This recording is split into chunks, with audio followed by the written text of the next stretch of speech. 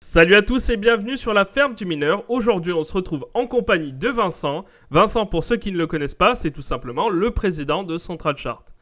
Donc aujourd'hui, on va parler du Bitcoin et on va faire une analyse pour 2020. On va voir un peu ce qui va se passer pour 2020 dans le monde de la crypto-monnaie et notamment pour le Bitcoin. Donc on parlera sûrement du halving, on parlera du coût énergétique du Bitcoin et bien sûr on vous fera une analyse technique du Bitcoin. Voilà, allez, restez avec nous, c'est tout de suite. Est-ce que vous connaissez le Bitcoin? Oui, je connais. C'est juste énorme. Un bénéfice non commercial. Vincent Nostradamus. Achetez pas quand c'est en train de chuter. Attendez un rebond. Remis en échange d'activités de minage, C'est juste énorme. comme le Bitcoin. Yes, guys, thank you. Bon ben Vincent, si on commençait tout simplement avec ton analyse. Allez, ça marche, c'est parti. Alors pour avoir une vision un peu à long terme du Bitcoin, je me suis mis sur un graphique hebdomadaire. Donc on peut voir qu'en 2018, on a eu toute la chute. 2019, finalement, a été une année positive, dans le sens où on a retracé jusqu'au retracement Fibonacci 61,80. Enfin, c'est plus ou moins le retracement Fibonacci 50% qui a tenu en résistance. Le reste, c'était des extensions. On a rechuté au retracement Fibonacci 38,20. Et là, on l'a enfoncé. Et maintenant, on est de retour sur le retracement Fibonacci 23,60% en support. Donc, ce que j'aurais envie de dire, c'est que sur 2020, ok, à court terme, on peut essayer d'aller chercher un retour sur le retracement Fibonacci 38,20%. Mais, la grande question, c'est est-ce qu'on ne serait pas en présence d'une figure ETE qui ferait que finalement, l'idée serait de revenir aux 3126 $, clairement d'enfoncer, de revenir au retracement Fibonacci 0%. Donc il y a plus ou moins deux possibilités, c'est soit on attend un retour au-dessus de la ligne de coût de la figure ETE pour aller viser un retour sur le retracement Fibonacci 38,20%, soit on attend clairement un retour au-dessus de ce retracement Fibonacci 38,20%. Et là, l'objectif suivant serait d'aller chercher le retracement Fibonacci 50%. Voilà, ça dépend un peu de l'horizon de votre placement. Tout ce qu'il faut savoir, c'est qu'en dessous de ce retracement Fibonacci 23,60%, c'est la porte ouverte à une nouvelle claque sur le Bitcoin et un retour sur les 3125 $, 3126 $. Et l'idéal, c'est d'attendre le retour au-dessus de 9522,44 $, le retracement Fibonacci 38,20%. J'ai également analysé donc du coup à plus court terme. Donc à plus court terme, on est sur la présence d'un pseudo triangle canal descendant. Vous le voyez partout sur Twitter, tout le monde le sort, ce fameux triangle. Moi, ce que j'aurais envie de dire, c'est une fois de plus, tout dépend de l'horizon de placement de votre trade. Là, c'est en gros fonction de l'horizon. Donc on a le court terme, le moyen terme et le long terme. Avant j'ai fait le long terme. Ici à court terme on pourrait dire si on sort du triangle, donc avec un retour au-dessus des 7779,80 $, là on pourrait repasser acheteur, mais avec un petit trade en fait finalement. C'est soit pour aller chercher les 8388 $, ou soit pour aller chercher les 9090 $, quoi. Pas pour un trade pour dire j'achète et puis... en avant, je suis gagnant et pour l'instant, je le garde 10 ans, cet achat. Donc, à court terme, ce petit achat-là en sortie de triangle. À moyen terme, normalement, il faudrait soit un retour au-dessus des 8388 $, soit un retour au-dessus des 9090 $. Alors, pourquoi les 9090 $? Parce que c'était ici, au mois de mai, là, à la fin mai, le plus haut de la figure ETE qui n'a jamais été validé. Et ensuite, c'est les plus bas. Après, le moment où ça a été cherché quasiment les 14 000 $, ça a été le niveau de correction qui a été cherché en support. Donc, à moyen terme, il faut qu'on soit repassé au-dessus de ces niveaux-là pour dire qu'on est à nouveau haussier. Sinon, on reste baissier. Donc, vous avez la vision court terme. Donc, en dehors de cette petite fourchette, en dessous, c'est 100% baissier. Au-dessus, on peut être haussier. À moyen terme, 100% baissier normalement sous ce niveau-là. Et on peut repasser aussi au-dessus. Et la vision long terme, vraiment long terme, pour moi, il faudrait qu'on soit au-dessus du retracement Fibonacci 38,20%. Mais comme vous pouvez le voir vis-à-vis de la vision que j'ai à court terme, avec un petit rebond, finalement, on pourrait dire finalement ce retracement Fibonacci 23,60%, il fait support. Si pour cette analyse Vincent, tout ce qu'on peut dire je pense c'est que malheureusement la tendance est baissière actuellement. C'est à peu près ça. En gros, tout reste baissier. Il faut attendre qu'on repasse, comme toujours, au-dessus de certains niveaux clés pour repasser acheteur. Pour l'instant, on est sous tous les niveaux clés, et donc c'est du short only. On fait que shorter sous ces niveaux. Hmm. D'ailleurs, je m'intéresse un peu à ton site Central Chart et notamment à ton intelligence artificielle, là, Lutetia. Mhm. Et Oui, j'aimerais que tu compares pour voir un peu tes analyses par rapport à celles de Lutetia. allez, alors on va comparer un peu ce que nous donne Lutetia, l'intelligence artificielle, par rapport à ce que j'ai fait moi en journalier. On commence par ça. Donc on va appeler Lutetia. Tac. Alors le produit BTC USD en journalier. Donc pour rappel, moi j'avais un pseudo triangle descendant j'avais deux petites visions. Forcément, je cherchais à donner différents horizons de temps. Donc j'avais le court terme et le moyen terme.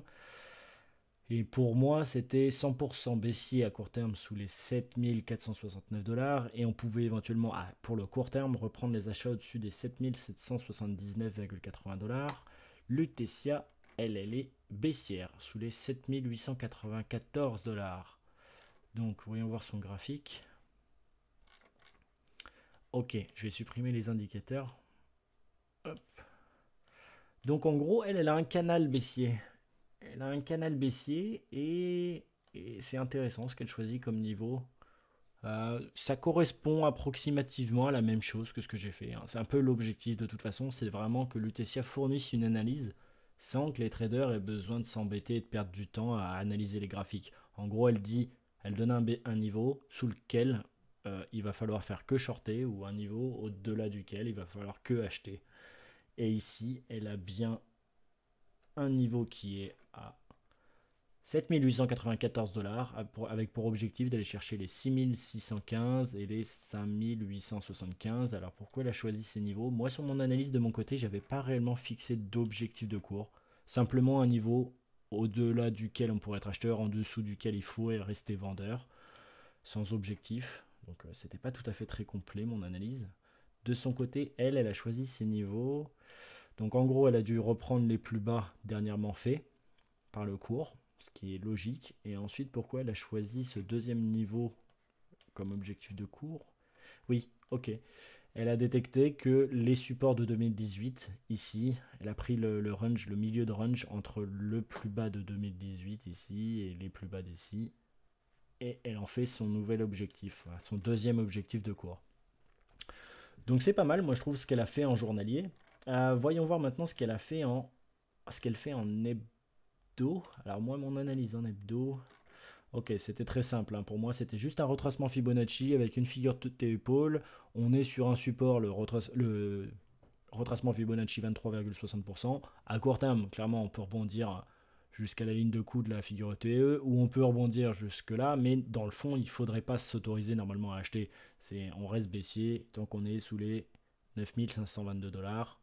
Et si on enfonce ici le retracement Fibonacci 23,60, c'est la porte ouverte à un retour au 0%, c'est ce que j'avais dit.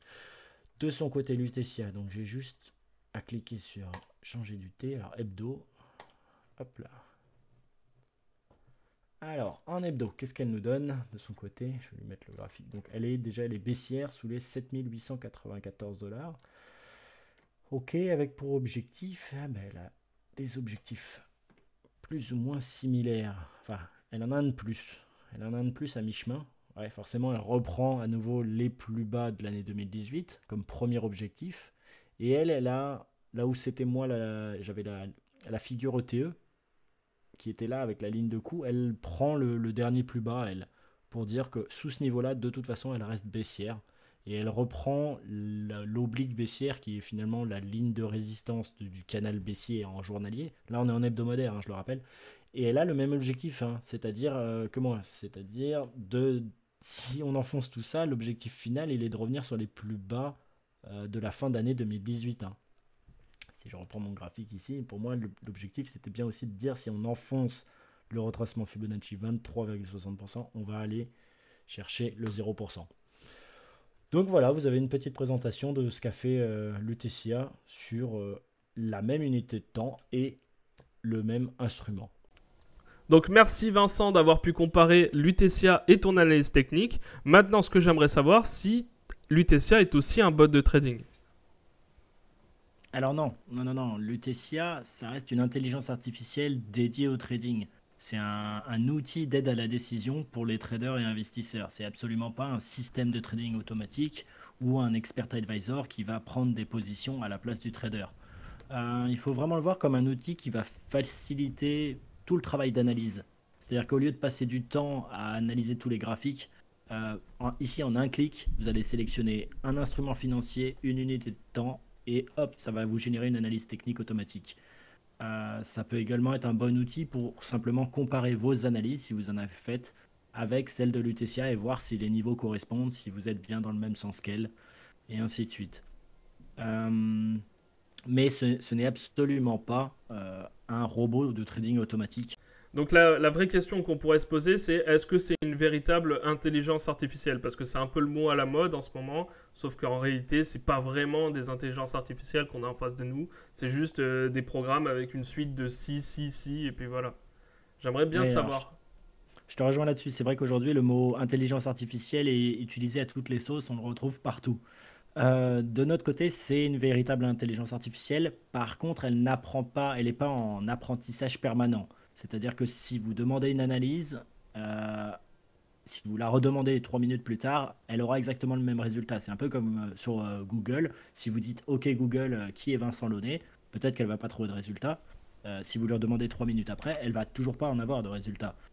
Finalement, le travail de l'intelligence artificielle, il est au moment où toutes ces erreurs, où tous les résultats, finalement, qu'ils soient bons ou mauvais, retombent dans un système, sont interprétés et analysés par un système de simulation, un moteur de simulation, et de là, on apporte des réponses et des nouvelles réponses, et ainsi de suite. De notre côté, on a sorti l'IA récemment de sa version bêta. On lui a amélioré les seuils d'invalidation, les objectifs de cours, on a inclus de nouvelles figures, et les résultats sont beaucoup plus pertinents. On voit que les analyses répondent de mieux en mieux, sont vraiment toujours meilleures. Donc maintenant, on va s'intéresser au halving du Bitcoin. On va s'intéresser notamment à l'impact que ça pourrait avoir sur le cours du Bitcoin. Alors pour ceux qui ne le savent pas, le halving, c'est tout simplement le fait de diviser les récompenses par deux. On dit block reward halving. Ça veut dire que la récompense des mineurs pour le bloc qu'ils ont miné va être divisée par deux. À l'origine, à la création du Bitcoin, la récompense était de 50 Bitcoins. 4 ans plus tard, la récompense était de 25 Bitcoins. Aujourd'hui, elle est de 12,5 Bitcoin et l'année prochaine, elle sera de 6,25 Bitcoin par bloc. Donc, on comprend bien que la difficulté, elle, est restée constante, elle augmente même. La puissance de calcul dans le monde est passée à 103,74 exahash par seconde, ce qui est énorme. Et on se retrouve avec une récompense qui va baisser. Donc, quel sera l'impact sur les mineurs? Quel sera l'impact sur le cours du Bitcoin? C'est ce qu'on va voir tout de suite avec Vincent. Alors, la première chose à voir, et ce que tout le monde se pose, c'est en gros, si on divise par deux pour extraire un Bitcoin, finalement, ça va coûter 2 fois plus cher. On se dit que finalement, le cours, lui aussi, va doubler finalement. Donc aujourd'hui, on est à 7000. On se dit, bon, bah, il semblerait logique qu'il aille à 14 000. Faut vraiment regarder en fonction du coût de production d'un Bitcoin. Parce que selon les pays, clairement, il n'est pas du tout au même niveau. Selon le coût électrique, si on regarde par exemple le Venezuela, il existe une carte qui détaille tout. Oui, attention, le site qui produit cette infographie date du 26 février 2018. Donc c'est le site Elite Fixture. Donc je vous mettrai le lien dans la description pour que vous alliez voir justement. Donc là, on peut faire une comparaison facile. On voit par exemple que en Belgique, le coût d'extraction d'un Bitcoin, un seul Bitcoin, le coût énergétique, c'est-à-dire le coût en électricité, en Belgique, il est de 13 482 $. À l'heure actuelle, sauf si le coût électrique a baissé, le coût, lui, n'a fait qu'augmenter normalement. Donc Voilà, mais aujourd'hui, on est à 13 400 $, c'est ce que tu as dit. Donc ça veut dire qu'au ça moment date de du 2018. halving, Ça date de 2018, ces infos. donc vu qu'aujourd'hui, on est rémunéré de la même manière, plus ou moins depuis 2018, enfin quoique le hash rate et j'en passe, tout a changé. Mais grosso modo, si on devait dire, imaginons, peu importe, si mais c'est 10 000 pour extraire... Le coût n'a plus qu'augmenté, Certes. sauf si EDF a baissé ses coûts, mais ça m'étonnerait. au-delà de ça, attends, ça veut dire que dans ces pays-là, imaginons on prend la Belgique, donc on parlait d'à Pour la peu près France. 13 000 dollars pour construire un bitcoin, pour extraire un bitcoin. Demain, il faudra 26 000 dollars. Enfin, il faudrait que le prix du bitcoin soit à 26 000. Donc clairement, avec le halving, il y a un côté où on pousse tout vers le haut. Forcément, vu qu'on rémunère, on en extrait de moins en moins, on rémunère de moins en moins les mineurs. Moi, j'aurais plutôt une question pour toi, c'est est-ce que les mineurs risquent pas d'arrêter de miner du Bitcoin si finalement on leur donne plus de Bitcoin? Bah, Ou si le cours stagne et ça devient plus rentable du tout, quoi, finalement. Malheureusement, actuellement, il y a très peu de mineurs qui minent du Bitcoin, qui minent avec l'algorithme SHA-256. Si tu regardes bien dans les calculs de rentabilité, quand tu regardes le Bitcoin, quand tu regardes pardon, l'algorithme SHA-256, tu Mhm. te retrouves avec seulement quelques crypto-monnaies donc qui peuvent être potentiellement rentables. C'est le Peercoin, le Litecoin Cash, le Syscoin et le Namecoin. Il doit y en avoir d'autres, mais elles ne sont pas référencées sur ce site. Donc ce que tu peux comprendre assez vite, c'est que c'est plus du tout rentable de miner du Bitcoin. Mais alors, Julien, attends, il y a un truc qu'il faudrait savoir là. C'est vis-à-vis des grosses poules qui minent là. Aujourd'hui, il reste quel pays? Parce que c'est là la grande question, c'est de savoir quels sont les pays qui aujourd'hui extraient du Bitcoin et quel est leur coût de revient finalement pour qu'on puisse avoir une indication vis-à-vis du prix. Donc, c'est qui les plus gros qui minent encore aujourd'hui? Alors les plus grosses poules sont chinoises, les plus gros producteurs de machines de calcul pour miner du Bitcoin sont chinoises aussi. Donc la plus connue c'est bien sûr Bitmain qui propose encore Mhm. des machines de calcul qui ne sont pas rentables en France parce que le coût électrique est trop important. Donc ces machines, vous me dites bien, tu te dis bien qu'elles sont rentables quelque part, mais elles sont pas rentables en France en tout cas. Et Elles alors, sont- ça elles leur sont- coûte combien alors, d'extraire un Bitcoin aux Chinois? Combien ça alors coûte d'extraire un Bitcoin? Alors, Juste un. d'après le graphique qui date de 2018, on a un coût d'extraction qui est de l'ordre de 3172 dollars de coût d'extraction. Ok, Donc, on est pas mal. ok, donc C'est largement inférieur au coût d'extraction, par exemple, de la France ou bien de la Belgique ou tous les pays européens en général, où on se retrouve à peu près dans les 8000 dollars à peu près. Donc, si on tient compte de ce que tu viens de dire, Là, on parle bien du grosso coût modo, d'extraction électrique, hein, je le rappelle. d'extraction, Oui, oui, oui. mais Sans compter grosso les modo, machines. vu qu'aujourd'hui on est à 7 000 dollars, ça voudrait plus ou moins dire que le halving du Bitcoin est déjà intégré dans le cours, vu qu'on est à 7 000 dollars. On va diviser en deux. On est censé faire un pump du cours de x2, vu que le prix de revient, le coût de production d'un Bitcoin est de 3 170 dollars à peu près, c'est ce que tu m'as dit. Oui, On alors, devrait être au double à 6 340 dollars, oui, ça serait l'équivalent normalement. du cours actuel. Donc oui, ça pourrait sous-entendre qu'il y ait en réalité pas de montée, mais qu'il y ait plus une stagnation, quoi. Dans tous les cas, je Mais, pense que ça va faire de la volatilité. oui, Les gens oui. vont se dire, oh là là, ça va s'envoler grâce au halving. Alors ils vont tous acheter, et puis après, dans la foulée, Après, finalement, boum. rappelons que ces Hmm. informations datent de 2018. Rappelons aussi que ça, en fait, c'est juste une méthode de calcul pour calculer la valeur intrinsèque du Bitcoin. Parce que jusqu'alors, en fait, tout le monde disait, ouais, le Bitcoin, c'est du vent. Et du coup, on s'est dit comment on peut établir la valeur intrinsèque du Bitcoin, qui est une monnaie virtuelle. Alors, on s'est penché sur le coût électrique, le coût d'extraction minier du Bitcoin, pour savoir à peu près combien coûtait un Bitcoin en réalité à produire. C'est un truc qui est un peu artificiel, mais c'est un moyen de calculer la valeur intrinsèque du Bitcoin. Donc, bien entendu, il y a ça à prendre en compte, mais comme tu le sais, il y a aussi les tendances de marché, les nouveautés technologiques, il peut y avoir plein de choses qui rentrent D'ailleurs, en compte. L'adoption, par exemple, d'un ETF, imaginons. Ça peut aussi jouer ouais, sur le ouais, cours ouais. de la valeur. Mais en parlant de ça, Enfin, justement, sur le cours du Bitcoin, pardon. en parlant de ça, attends, justement, là, on est à fond sur le côté Bitcoin. Il y a un truc qu'on n'a pas dit, c'est que finalement, sur 2019, on n'a pas eu le droit à notre alt season. On n'y a pas eu le droit, je suis désolé, mais tout le monde attendait ça. Enfin, je pense que, oui, il y a beaucoup de monde qui a attendu le fameux FOMO de tous ces altcoins. Pour l'instant, les altcoins sont au plus bas du plus bas. Et le Bitcoin, lui, par rapport à son plus bas, il est déjà à x2 sur l'année 2019. Il avait tapé les 3 000, il est monté à 14 000, et puis là, aujourd'hui, il est à 7 000.